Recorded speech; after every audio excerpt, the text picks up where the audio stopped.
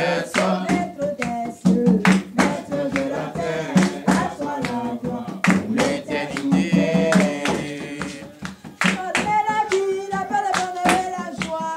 Tu m'as donné la vie, la paix, le bonheur et la joie. Je veux te louer, je veux te célébrer de tout mon cœur pour l'éternité. Oh mon Dieu, qui est bon comme toi? Personne. Oh mon Dieu, qui est bon comme toi?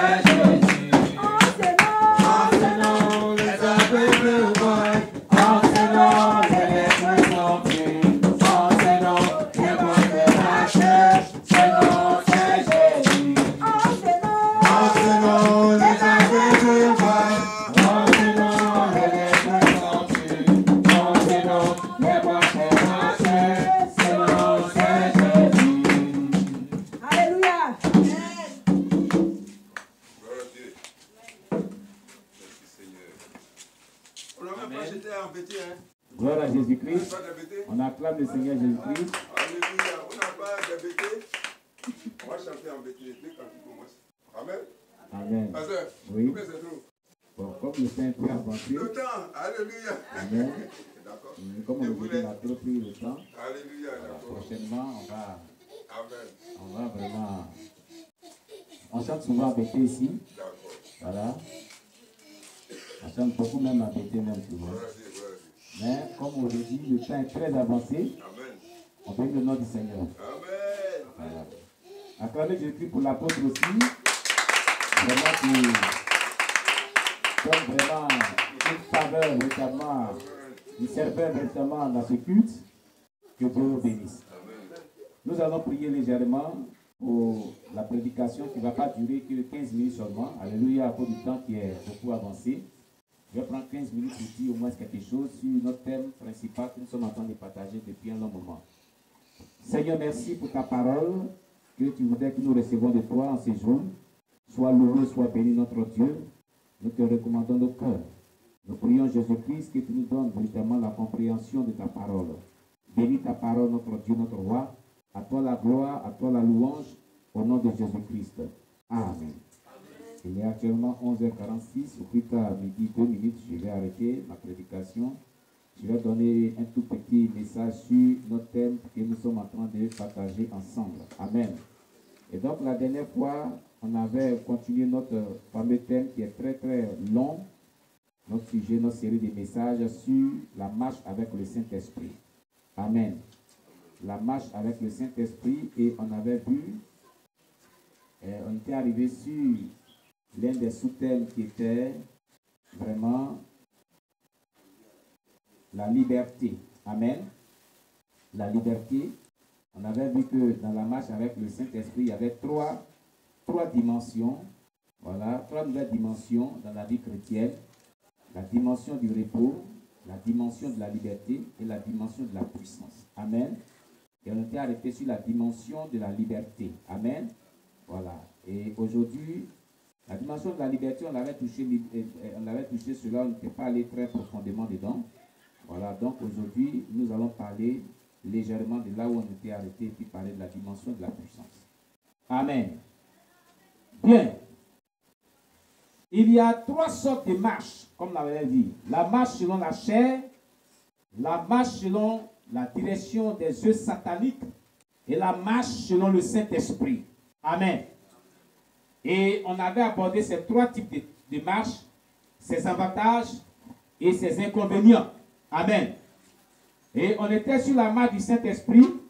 On parle maintenant des avantages de la marche du Saint-Esprit. Celui qui marche par l'Esprit de Dieu, les avantages qu'il gagne avec Dieu, c'est-à-dire les grâces dont il bénéficie avec Dieu. Et dans ces grâces, il y avait 3 dimensions. Amen. Aujourd'hui, nous allons voir donc la dimension de la liberté en toutes circonstances. Amen. Voilà. La dimension de la liberté en toutes circonstances. Nous prenons 1 Timothée 6, verset 17. Et on va lire 1 Timothée chapitre 6, verset 17. Une personne aussi prépare 1 Timothée 4, verset 4. Voilà. 1 Timothée chapitre 6, verset 17. Oui, 1 Timothée chapitre 6, verset 17.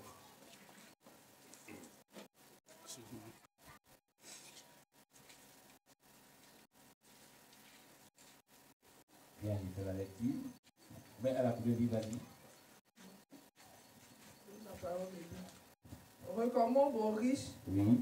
du présent siècle de ne pas être orgueilleux et de ne pas mettre leur espérance dans leur richesse, dans des richesses incertaines, mais de la mettre en Dieu, de la mettre en Dieu qui nous donne avec abondance toutes choses pour que nous en jouissions. Très bien.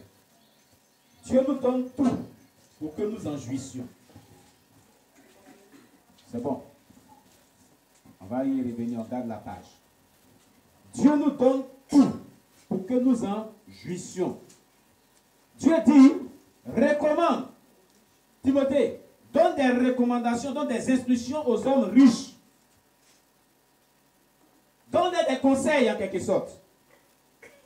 Amen. Des hommes riches de ce présent siècle.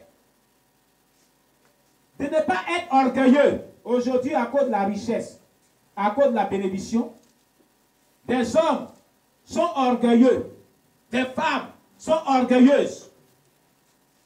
Amen. D'ailleurs, Jésus a dit, comme l'a dit tout à l'heure dans la méditation de la parole de Dieu de Frère Paulin, que sert-il à un homme de gagner tout ce monde s'il perd son âme? Alléluia. Amen. La bénédiction, en tant qu'enfant de Dieu, si tu es béni ou demain Dieu te bénira, ne sois pas orgueilleux. Ne sois pas orgueilleuse. Sois humble. Alléluia. Amen. Ne fais pas comme les hommes riches de ce monde, qui sont riches et qui sont orgueilleux. Et qui mettent leur espérance dans les richesses incertaines. Leur foi, leur espoir, ils les mettent dans les richesses qui ne sont pas vraiment fiables. Amen. Amen. Nous connaissons une nation, la nation française, dit que leur Dieu, c'est leur argent. Dans leur constitution, ils ont mis cela dedans. Leur Dieu, là, c'est leur argent. Donc, leur espérance, c'est dans l'argent. Or, Dieu ne voudrait pas que l'être humain mette son espérance dans quoi que ce soit. Et dans ce passage, il dit de mettre notre espérance en Dieu. Amen, amen. Amen, amen. Amen. Donc, dans cette dimension de liberté, nous sommes libres en toutes circonstances parce que Dieu nous donne en tout pour que nous en jouissions. Ce texte termine par Dieu qui nous donne avec abondance toutes choses pour que nous en jouissions. Mais pourquoi Dieu te donne toutes choses en abondance? Afin que tu en profites, donc tu en jouisses, il va falloir que tu marches par l'Esprit de Dieu. Il va falloir que tu obéisses à la parole de Dieu. Il va falloir que ta vie soit vraiment selon les normes bibliques. Amen. Amen. Dieu ne donne pas la bénédiction à celui-là même dont la vie n'est pas agréable à lui, qui ne lui est pas soumis. Quand ta vie n'est pas soumise à Dieu, Dieu n'est pas content de toi. Et il ne peut pas donner sa bénédiction à celui avec qui il n'est pas content. Amen. Amen. C'est ce que tu dois savoir.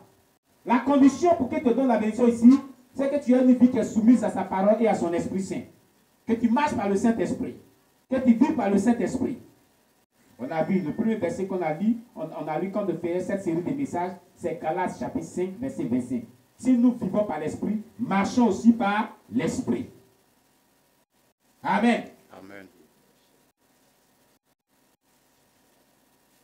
On prend 1 Timothée 4, verset 4. Quelqu'un peut lire 1 Timothée chapitre 4, verset 4.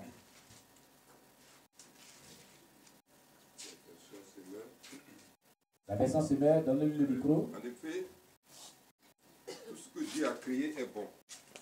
Voilà. En effet, tout ce que Dieu a créé est bon. Amen. Rien n'est à rejeter. Nous que l'on le remercie, que l'on remercie Dieu en le prenant. Amen. C'est ça. Car tout ce que Dieu a créé est bon, et rien ne doit être rejeté pourvu qu'on le prenne avec action de grâce. Amen, amen. Amen. Tout ce que Dieu a créé est bon, rien n'est à rejeter. On est libre en toutes circonstances. Mais qu'on le prenne avec action de grâce. Amen. La liberté en toutes circonstances. Mais on ne doit pas en faire la liberté en libertinage. Comme pourrait le dire quelqu'un d'autre. Le mot tout là, c'est selon la volonté de Dieu. Quelqu'un va dire, ah, donc tout est bon. Ne dis pas, ne fais pas comme ce jeune homme qui sait ce qui est péché, puis s'est levé matin, il a gêné 3 jours à sec, sans manger, sans boire, et dit, alléluia, il y a un témoignage. C'est pour ça que les pasteurs doivent vraiment écouter les témoignages au préalable avant de donner les gens au micro. Il s'est levé le matin, il dit, pasteur, il y a un témoignage en plein putain. Alléluia, il y a un témoignage. Oh, Dieu m'a exaucé. La Bible dit que tout ce que nous demanderons à Dieu, en son nom, il nous le donne. J'ai gêné 3 jours à sec. Oh, la soeur était tellement belle. J'ai gêné 3 jours à sec pour que vraiment je puisse coucher à elle et coucher à elle. Sur le temps, le pasteur a pris le micro et dit que sur discipline. La soeur est où? On dit la voilà, on dit vous deux, sur discipline en même temps. Donc dans tout, c'est selon la volonté de Dieu. Ce n'est pas parce que tu as dit tout que ce qu'il interdit, tu vas prier Dieu pour que tu le prennes. Non. Amen. Ou tu le fais. Non. Oui, oui. C'est la même chose quand les gens disent, Dieu a dit, femme, soyez soumises à vos maris en toutes choses. Donc si ton mari dit, allons tuer l'homme, tu vas aller tuer l'homme. Parce que tu as dit d'être soumis en toutes choses. Non. Le tout là, c'est selon la volonté de Dieu. Selon ce qui plaît à Dieu. Selon ce qui n'est pas un interdit de Dieu. Selon ce qui n'est pas un péché de Dieu. Un péché envers Dieu en quelque sorte. Amen. Amen. Amen. C'est ça. Ce n'est pas liberté dans libertinage. Comme le dit quelqu'un. Que Dieu nous bénisse. Donc, pourvu qu'on le prenne avec action de grâce. Mais on est libre, certes, en toutes circonstances, mais il y a, Paul nous donne une bonne, vraiment, attitude à prendre. Dans Philippiens 4, verset 11 à 13, prenons Philippiens chapitre 4, verset 11 à 13. Paul nous donne un sage conseil. Philippiens chapitre 4, verset 11 à 13. Philippiens chapitre 4, verset 11 à 13.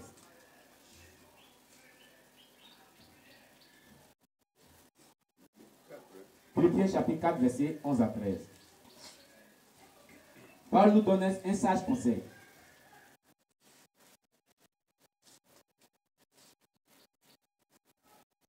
Amen. J'ai fait la lecture. Et il a donné. Et il a donné. C'est ça, non? Non, ici dans Éphésiens. Hein? Philippiens 4, Oui, donnez le micro, il va lire. 4, 11. 11 à 13, voilà. Attrapez le micro. Ce n'est pas le besoin qui me fait parler ainsi, car j'ai appris en toutes circonstances à être content avec ce que j'ai. Je sais vivre dans le dénouement et je sais aussi vivre dans l'abondance. C'est le secret que j'ai appris. Amen. C'est fini? On va essayer de faire ça. M'a commandé à toutes circonstances et à toutes les circonstances que je sois rassasié ou que j'ai faim, que je connaisse l'abondance ou que je sois dans le besoin, je peux tout grâce à celui qui me fortifie. Amen. Pour tout, partout, pourtant du moins, vous avez bien fait de prendre part à ma détresse. Amen, c'est bon. Ouais, c'est le mot. Amen. Verset 14. Ok. Alléluia. Alors, dans la version Semeur qui vient de lire, vous venez d'entendre, et la version Louis II nous dit, et que toute langue confesse que Jésus-Christ est Seigneur à la gloire de Dieu le Père. Verset 11, verset 12 maintenant. Il a dit, ainsi mes bien-aimés, comme vous avez toujours obéi, travaillez à votre salut avec crainte et tremblement, non seulement comme en ma présence, mais bien plus maintenant que je suis absent. Verset 13. Car c'est Dieu qui produit en vous le vouloir et le faire selon son bon plaisir. Faites toutes choses sans murmure ni hésitation. Alléluia. Philippiens 4, verset 11 à 13. Alléluia. Voilà Jésus-Christ. Alors, chers bien-aimés, voilà ce que Dieu dit dans Philippiens chapitre. Attends, moi j'ai dit un autre passage. Hein? Ah, d'accord. Oui, c'est ça. Oui, c'est ça. Ce n'est pas en vue de mes besoins que je dis cela, car j'ai appris à être content de l'état où je me trouve. Je sais vivre dans l'humiliation et je sais vivre dans l'abondance. En tout et partout, j'ai appris à être rassasié et à avoir faim, à être dans l'abondance et à être dans la disette. Amen. Amen. Paul donnait ici un conseil par rapport à sa liberté en toutes circonstances. Il n'est pas lié au matériel. Il n'est pas lié à la nourriture. Il n'est pas lié à la faim. Il n'a pas mangé haut. Il a mangé haut. Ce n'est pas son problème. Dieu sait comment il vit. Mais aujourd'hui, quand on a des besoins, on murmure contre Dieu. On murmure. Ah, depuis que je suis Dieu là, aujourd'hui, il y a faim. Voilà, il y a besoin de payer mon courant. Il y a besoin de payer ma maison. Il y a besoin de payer ma nourriture. Le sac de riz est fini. Ceci et cela. Pourquoi depuis la Dieu tarde? Pourquoi depuis la Dieu tarde? Pourquoi ceci et cela? Paul nous dit ici, il a appris à vivre. Dans la vie chrétienne, à un certain niveau, il faut savoir vivre avec le Seigneur. Amen. C'est pour dire que quoi? Lui-même, l'apôtre Paul, le grand missionnaire, les difficultés auxquelles tu es confronté là, il a vécu aussi ces mêmes difficultés. Amen. Amen. C'est pour dire que lorsque tu marches par l'Esprit de Dieu, tu vis par l'Esprit de Dieu, Dieu voit les épreuves pour toi comme, tu dois voir les épreuves comme chose normale. Alléluia. Ce qui est normal. Gloire à Jésus. Amen. Il dit, ce n'est pas en vue de mes besoins que je dis cela. Il le disait ça devant les Philippiens, un peuple de Dieu, le peuple des Philippines, pour dire que ce n'est pas pour que vous voyez à mes besoins qu'il va vous dire ce qu'il va dire maintenant. Ce n'est pas parce que j'ai des besoins ici, dans un grand souci des besoins, que je vais vous dire ce qu'il est en train de dire. Ce n'est pas pour que vous me donnez des moyens financiers. Vous pouvez vous combler à mon vide des besoins que j'ai, que je vais vous dire maintenant sur ça. Cela. Car j'ai appris à être content de l'état où je me trouve.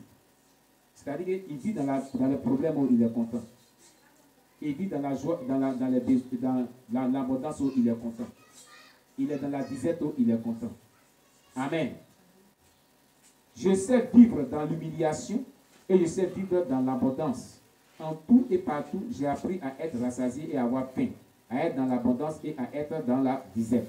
Voilà quel devait être le comportement et ce qui devait caractériser les chrétiens, le caractère des chrétiens. Il doit savoir vivre en tout.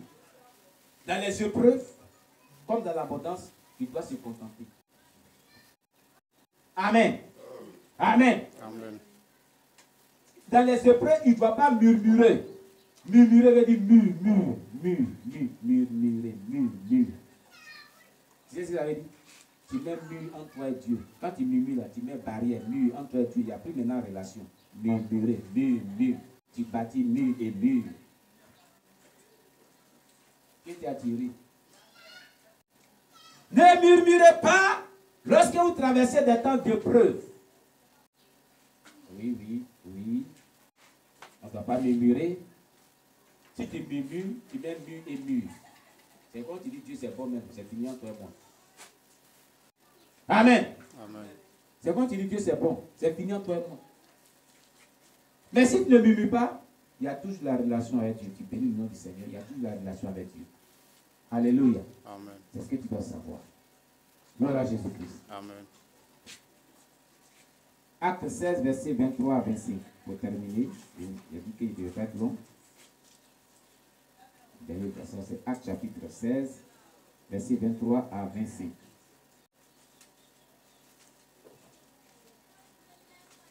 Dans la liberté en toutes circonstances. Quand tu n'es pas libre, c'est ça, tu murmures. Acte chapitre 16, verset 23 à 25. Je fais la lecture. Qui a trouvé? Ézéchiel a trouvé. Et après leur avoir infligé plusieurs coups, il les jetait en prison et ordonnait aux geôliers de les garder solidement.